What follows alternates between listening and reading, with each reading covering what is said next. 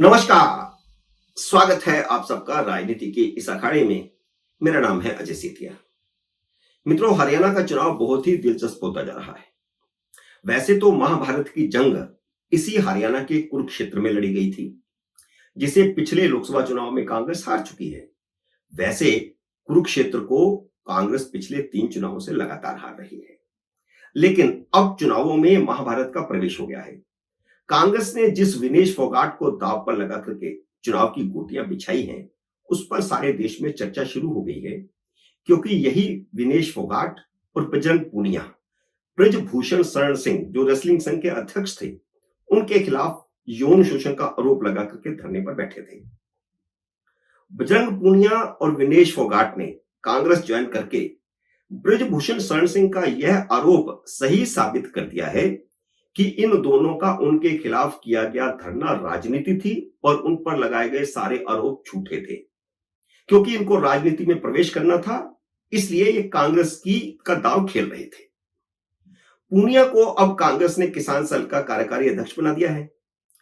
चुनाव जीतने पर उन्हें राज्यसभा में लाया जाएगा, जबकि उनकी साली विनेश फोगाट को जुलाना से विधानसभा का टिकट दिया गया है। ये दोनों ही रेलवे में उस समय अफसर थे जब वे धरने पर बैठे थे। फिर भी मोदी सरकार ने इन्हें बर्खास्त नहीं किया था। अलबत्ता अपने सांसद ब्रजभूषण शरण सिंह का टिकट काट दिया था, जो 5 बार से लगातार सांसद थे। अब पूनिया और फोगाट दोनों इस्तीफा देकर के राजनीति में कूदे हैं। यही बात ब्रजभूषण सिंह शरण शुरू से कह रहे थे। अपना आरोप सही साबित हो जाने के बाद अब ब्रजभूषण सिंह ने कहा है कि भूपेंद्र सिंह हुड्डा ने बहु बेटियों को दांव पर लगा दिया है। ब्रजभूषण शरण सिंह ने दोहराया है कि उन पर झूठे आरोप लगाए गए थे, जिनमें वे पाक साफ होकर के निकलेंगे। उन्होंने खुद क्या क्या कहा है, वह आप उनके मुंह से ही सुन लीजिए। अब महाभारत के समय द्रौपदी को दांव पर रख करके जुआ खेला गया था और हार गए, पांडव हार गए। देश अभी भी इस बात के लिए पांडवों को माफ नहीं किया। वैसे जो दांव हमारी बहन बेटियों के सम्मान को दांव पर लगा करके हुड्डा फैमिली ने खेला है, इस बात को भी आने वाला कल माफ नहीं करेगा और इस बात के हमेशा गुनाहगार वो रहेंगे। क्योंकि जो घटनाएं मेरे ऊपर 3 प्रमुख घटनाएं हैं, कोर्ट का विषय है, उन तीनों में मैं बाहर हूँ।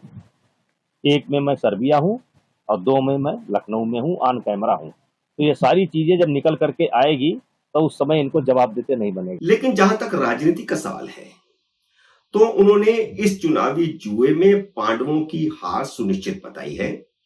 लेकिन सवाल पैदा होता है कि अगर कांग्रेस पांडवों की भूमिका में है, तो कौरव कौन है? क्या वह अपनी पार्टी भारतीय जनता पार्टी को कौरवों की सेना बता रहे हैं? वैसे जुआ पांडव हारे थे, लेकिन बाद में जंग के मैदान में पांडव जीते थे। अभी तो चुनावी जुआ खेला जा रहा है, कम से कम ब्रजभूषण शरण सिंह की नजर में, और जिसमें खासकर हुड्डा परिवार ने अपनी जाट बिरादरी की विनेश फोगाट को दांव पर लगा दिया है, ताकि जाट वोट एक तरफा कांग्रेस को आ जाए।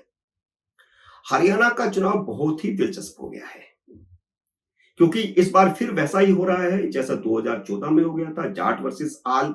तो इस समय जो भाजपा इस समय जो है कमजोर विकेट पर थी, उसको ये लाभ हो सकता है जाट वर्सेस आल का। चुनाव के इस बड़े मौके पर जो ज्यादा महत्वपूर्ण हो गया है, वह यह देखने वाला है कि जम्मू कश्मीर में भी चुनाव हो रहे हैं, हरियाणा में भी चुनाव हो रहे हैं, और हरियाणा में बहुत कुछ राहुल गांधी पर निर्भर है। इसके बावजूद राहुल गांधी इन चुनावों को छोड़कर, जो इज्जत का सवाल बने हुए हैं राहुल गांधी के लिए, इसको छोड़कर किसी बड़े मिशन पर अमेरिका चले गए हैं, जहां उनकी डोनाल्ड लू और जॉर्ज सोरोस से मुलाकात की आशंका है।